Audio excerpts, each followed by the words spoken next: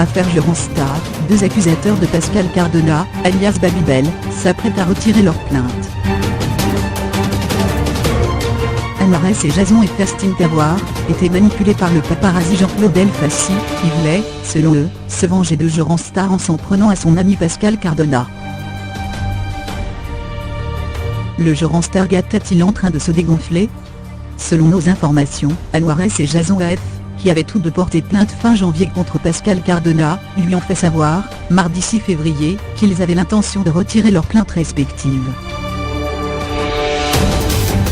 Tu n'as pas mérité tout ce qui t'arrive.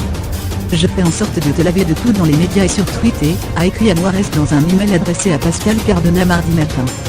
Contacté par France Info, Anwar n'a pas répondu à nos sollicitations. L'irruption du paparazzi Jean-Claude Elfassi.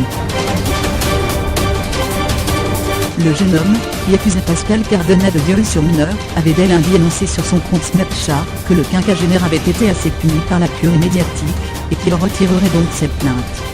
Une vidéo dans laquelle il ne revenait pas sur la teneur de ses accusations initiales, à savoir une fellation non consentie, que lui aurait pratiquée Pascal Cardona lors d'une soirée en février 2016, il avait alors 17 ans. L'autre jeune homme à avoir porté plainte contre Pascal Cardona, Jason F, pour corruption de mineurs et recours à la prostitution de mineurs, a lui aussi l'intention de se désister. Il maintient avoir eu une relation sexuelle tarifée avec Pascal Cardona lorsqu'il avait 15 ans. Mais il s'est engagé auprès de l'intéressé à retirer sa plainte en échange du retrait de celle déposée par Cardona pour dénonciation calomnieuse. Derrière ce revirement s'est tramé un scénario à peine croyable. Dans sa vidéo postée sur Snapchat, Anwar explique avoir été manipulé par un nouveau protagoniste dans cette affaire, le paparazzi Jean-Claude Elfassi. Mi-janvier, ce sulfureux photographe people aurait proposé à Anwar et Jason, qui se connaissent, de les aider. Quelques jours plus tard, comme le raconte BuzzFeed, il se retrouve à Nîmes, Gare, en compagnie de l'avocat d'Elfassi, Kamel Benangar, qui à partir de cette date assure également la défense d'Anwar. Le dossier de Jason, lui, sera suivi par l'avocat parisien du paparazzi, Alexandre Blondiot. Pascal Cardona est essoré par cette affaire.